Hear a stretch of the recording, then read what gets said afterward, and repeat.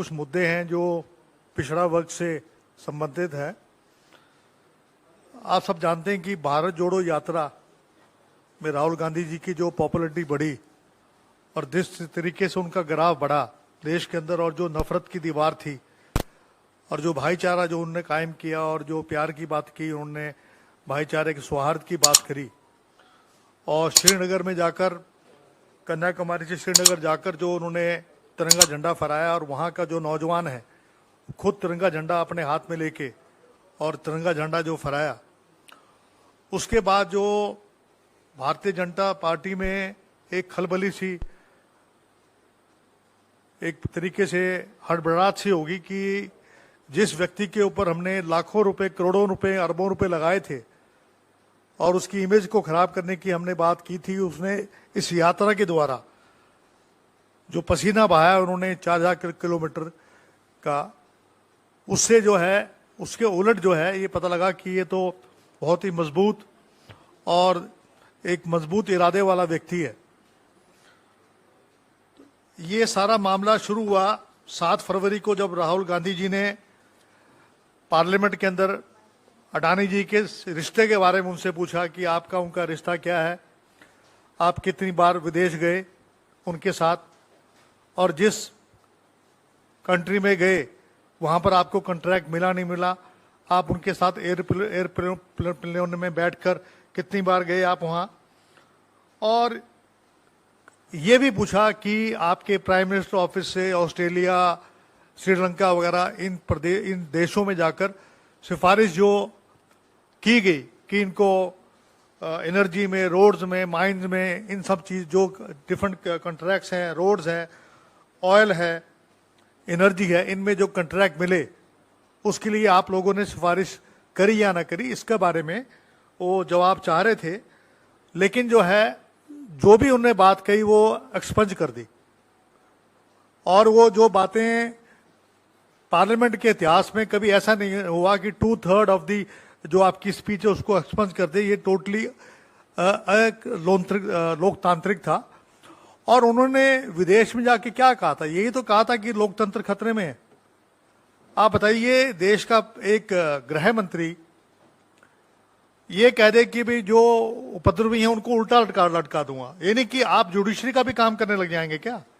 आप ये कह सकते हो कि हम सलाखों के पीछे करेंगे। और देखिए, ये कोई गलत बात कह दें तो ठीक है।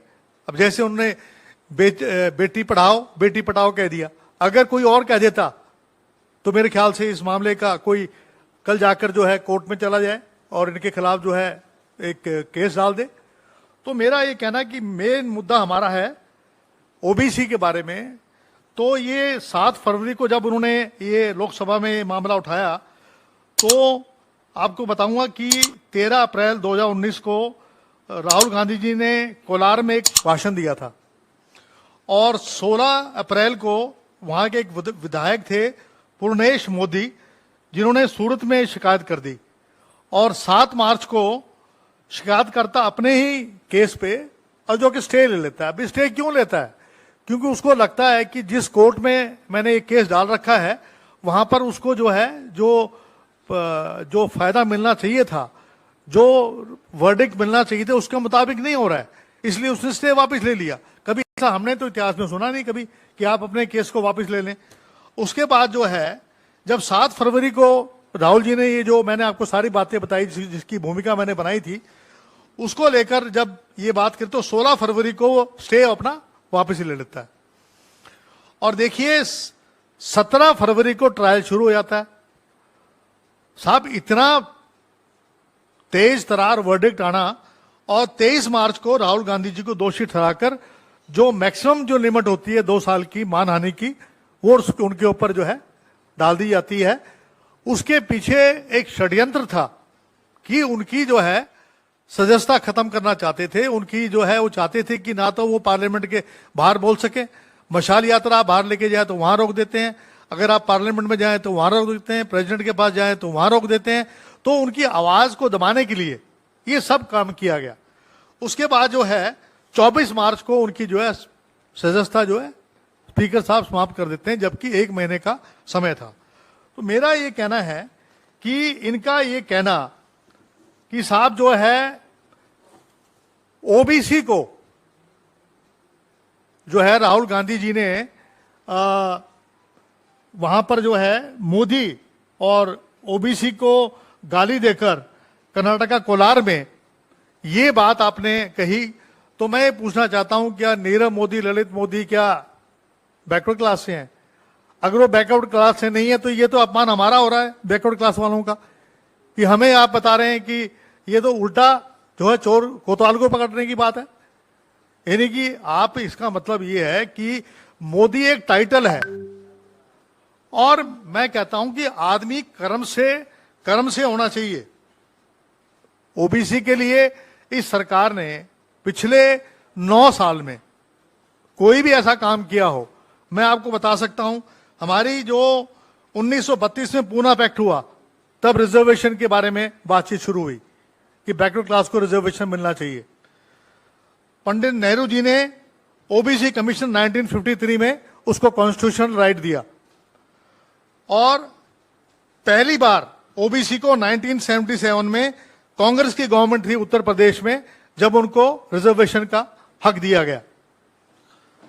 उसी तरीके से मैं आपको बताना चाहूंगा कि मंडल कमीशन के बारे में बहुत धारणाएं लोगों की है कि वीपी सिंह जी ने उसको लागू किया। वीपी सिंह जी तो ने केवल घोषणा की थी, लेकिन जो गोलवरकर के जो फॉलोअर्स हैं, जिसमें मोदी जी भी जो हैं गोलवरकर के फॉलोअर हैं, जो बात करते हैं कि आरक्षण के खिलाफ बात करते हैं, उन लोगों ने वीपी सिंह की सरकार गिराई और वो उस कानून को लागू नहीं कर पाए। उसके बाद चंद्रशेखर जी की गवर्नमेंट आई। उसके बाद 91 में जब नरसिम्हा राव जी आए, तो 92 के अंदर जो है ये तमाम यूनियन गवर्नमेंट जॉब्स के अंदर और ये पॉलिसी जो है रोल आउट की गई, और 27% आरक्षण जो है वो कांग्रेस गवर्नमेंट ने लागू किया। ये लोग जो हैं, हमेशा कोई कहता साहब ये तो वीपी सिंह ने जब किया, जब दंगे हुए थे, और दंगे करने वाले ये लोग थे, आरएसएस के लोग थे, जो है शोभा यात्रा निकालते हैं, 1 दिन नहीं 4 दिन निकालते हैं। आप रामनवमी की 1 दिन निकाल सकते हैं, आप 4 दिन निकालते हैं, और हाथ में भाले होते हैं, हाथ में तलवार होती है, हाथ में आपके जो है वेपन्स होते हैं, और आप फिर कहते हैं कि हम तो भाई शांतिप्रिय आदमी हैं। तो मेरा कहने का मकसद ये है कि इन्होंने जो है कोई काम नहीं किया। जो काम वीपी सिंह जी करना चाहते थे, उसको अगर लागू किया तो कांग्रेस गवर्नमेंट ने किया 1992 में। उसके बाद डॉक्टर हमारे अर्जुन सिंह जी थी, हमारे शिक्षा मंत्री थे, एचआरडी मिनिस्टर थे।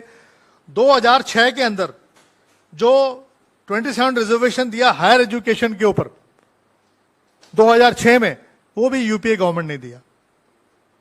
तो मेरा कहने का मकसद ये है कि आप ओबीसी की बात करते हैं, आपका मखौटा जो है वो ओबीसी का है, लेकिन ओबीसी के लिए आप काम नहीं करते हैं। आप बात करना चाहते हैं ओबीसी की बात करते हैं, आपने क्रीमी लेयर लागू कर दिया। क्रीमी लेयर जो है मंडल कमीशन में, कभी भी क्रीमी लेयर के बारे में कभी कोई जिक्र की बात नहीं थी, लेकिन हरियाणा में तो 6 लाख है और देश में 8 लाख है। आज जो है एक चपरासी की जो तनख्वाह है वो 50,000 रुपए अगर है, तो वो एक चपरासी का बच्चा भी जो है उसमें इनकम, एग्रीकल्चर इनकम भी डाल दी उसमें। 6 लाख में हरियाणा में तो ये हाल हो गया, 8 लाख में। तो हमारा ये मानना है कि सरकार जो है ओबीसी के लिए केवल चेहरे तो रख देती है, उनके हाथ में पावर नहीं है। पार्लियामेंट्री बोर्ड में ओबीसी के लोग भी इन्होंने डाल दिए, लेकिन उनके पास ताकत नहीं। सारी ताकत केवल 2 व्यक्तियों के हाथ में है। और यूपीए सरकार ने सोशो इकोनॉमिक कास्ट सेंसस 2011 में, ये हमने कास्ट सेंसस हमने किया था, लेकिन आपको जानकर बड़ा इस बात से लेकर बड़ी ही मुझे कहना चाहूंगा, इन्होंने उस कास्ट सेंसस जो सोशो इकोनॉमिक कास्ट सेंसस था उसको आज तक पब्लिश नहीं किया, उसको उजागर नहीं किया। मेरी सरकार से ये अनुरोध है आपके माध्यम से कि इस 2011 के कास्ट सेंसस को आप उजागर करें। अगर आप उजागर नहीं कर रहे थे, क्यों नहीं कर रहे, उसके पीछे मंशा क्या है? आप देख रहे हैं कि बहुत सारे हमारे हाई कोर्ट्स में, सुप्रीम कोर्ट में, हमारी पंचायती राज के अंदर, हमारा मध्य प्रदेश में, महाराष्ट्र में, अन्य जगह जो है हमारी जो है पंचायती राज के अंदर हमारा आरक्षण खत्म किया गया। तो उसका कारण क्या था? क्योंकि डाटा नहीं था। जब तक आप डाटा आपके पास नहीं होगा तो ये आपको बातें नहीं मिलेंगी। अभी अगर आप देखेंगे ओबीसी जो कमीशन बना रखा है, ये इन्होंने 14 महीने हो गए हैं, उसमें केवल एक चेयरमैन है, उनका नाम है हंसराज अहीर, बाकी उसमें कोई व्यक्ति नहीं है।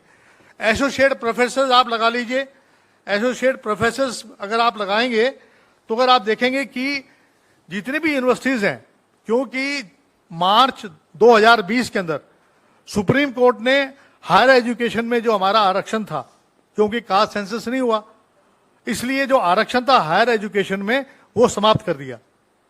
तो उसके ऊपर भी कांग्रेस गवर्नमेंट का मत ये है जो प्लेनरी सेशन में हुआ कि हम कॉन्स्टिट्यूशनल अमेंडमेंट लेके आएंगे और हायर एजुकेशन में हम लोग जो है आरक्षण देंगे। तो ये जो मामला है आपका, इन्होंने जो है ओबीसी कमीशन जो इन्होंने बना रखा है वो किस नाम के लिए बना रखा है?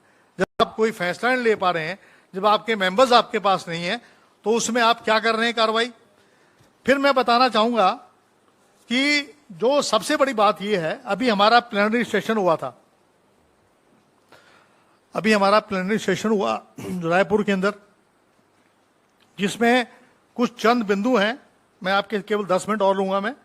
उसमें यह है कि उस प्लेनरी सेशन में यह फैसला लिया गया कि कांग्रेस गवर्नमेंट अगर 2024 में आती है या उसका उद्देश्य या गवर्नमेंट पे प्रेशर डालेगी कि कास्ट सेंसस करवाएं, ताकि आर्थिक, सामाजिक, शैक्षणिक और राजनीतिक जो अर्थव्यवस्था है, जो उनकी जो डाटा है उनका, उनके बारे में पता लगे, पॉपुलेशन कितनी है।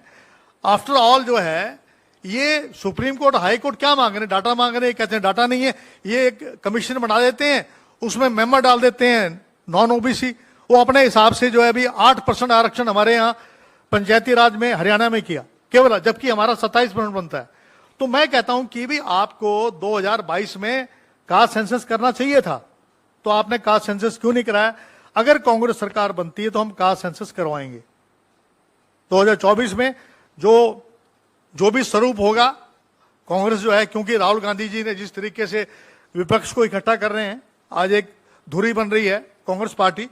दूसरा एक हमारा इंटरनल मैटर है पार्टी का, एक national council for social justice बनेगी, जिसमें एसटी, ओबीसी, माइनॉरिटी के लोग होंगे, और वो कांग्रेस प्रेसिडेंट को समय समय पर कौन कौन सी आपको स्कीम्स लानी चाहिए for the welfare of ST, OBC, minority, इन सब के लिए एक national council for social justice बनेगा।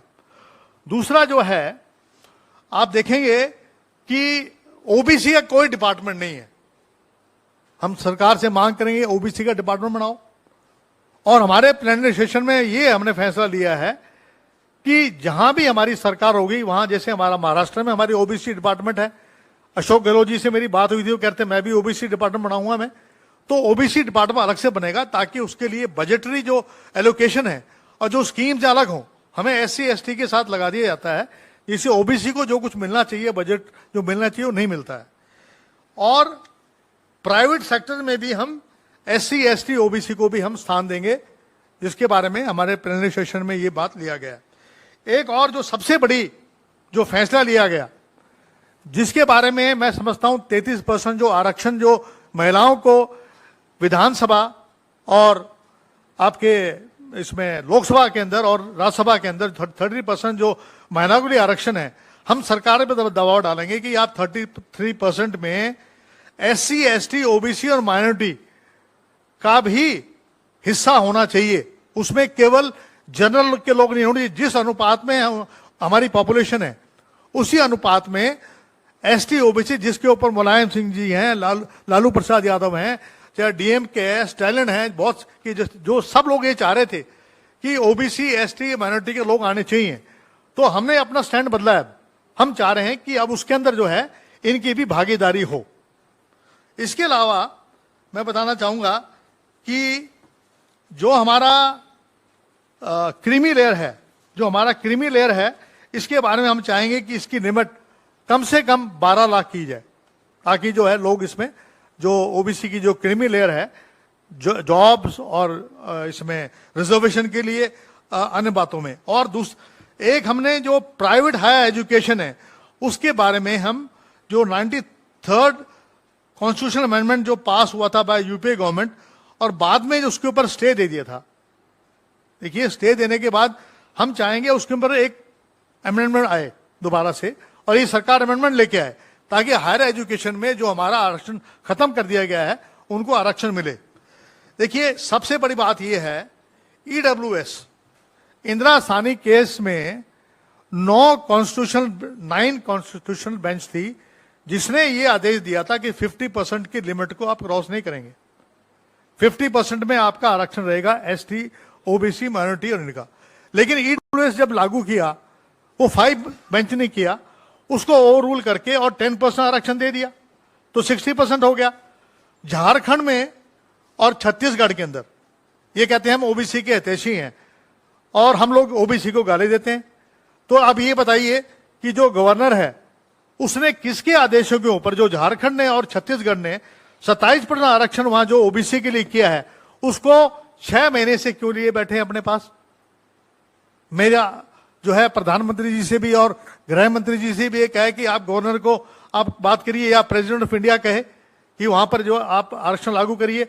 और आपके मध्य प्रदेश में शिवराज सिंह जी ने जो अपने आप को मामा बोलते हैं, वहां के मैं मामा हूं, ओबीसी के तो मामा कहां रहे, 27% घटा के 14% कर दिया।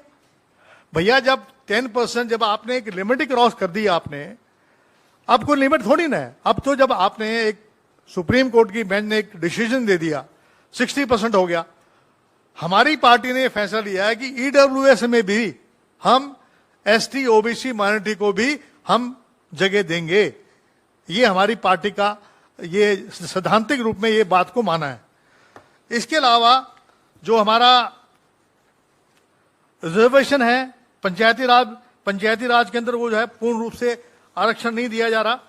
और मेरा ये मानना है कि बजाय इसके ये लोग जो हैं इनका एक काम रह गया बस, ईडी, सीबीआई, इनकम टैक्स का दुरुपयोग करना, छापे लगवाना किसके यहां, जो पिछड़ा वर्ग के लोग हैं, चाहे वो हमारे अखिलेश जी हों, चाहे भूपेश बघेल जी हों या अशोक गहलोत जी हों, जो हमारे जो सीएम हैं, स्टालिन है, आपके केसीआर की जो बेटी है कविता, उसके खिलाफ जो है आपके, यानी कि इन्होंने आपके वीरभद्र सिंह जी के बारे में आपको मैं बड़ी रोचक बात है, उनकी बेटी की शादी, और जिस दिन शादी हो रही है उस दिन सीबीआई, ईडी उनके यहाँ रेड मार रही है। साहब, थोड़ी बहुत तो कम से कम पहले बहन बेटियों को लोग छोड़ दिया करते थे, अब जो है मेरी पुत्रवधू को भी नोटिस थमा दिया क्योंकि वो लालू जी की जो है बेटी है। तो इसका मतलब ये है कि आप किसी की भी, और जब उनको नोटिस का हमने जवाब दिया कि जिस कंपनी में आप उनका नाम बता रहे हैं वहां नाम ही नहीं है उनका, ना उनकी कोई उसमें मेंबरशिप है, तो उसके बाद तो मेरा कहने का मकसद ये है कि इन लोगों ने सारी सीमाएं, जो मानवता की जो सीमाएं हैं उनको लांग गए हैं और इनका मकसद केवल एक ही है। तो अब जो इनकी पार्टी में आ जाए वो धुल जाता है। कुलदीप बिश्नोई धुल गया है, आपका ये जो नारायण राणे वो धुल गया, सुमेंद्र अधिकारी धुल गया, हेमंत बिस्वा सरना जो चीफ मिनिस्टर है वो धुल गए, मुकुल रॉय धुल गए, इसी तरीके दिगंबर कामत, ज्योतिराज सिंधिया, हार्दिक पटेल, ये सब धुल गए। वॉशिंग मशीन है इनके पास। तो जो भी इनका जो स्ट्रेस है कि किस तरीके से जो रीजनल लीडर्स हैं, चाहे वो हमारे कांग्रेस में हो, विपक्ष में हो, जो ओबीसी के नेताओं पे मैक्सिमम केस ये बना रहे हैं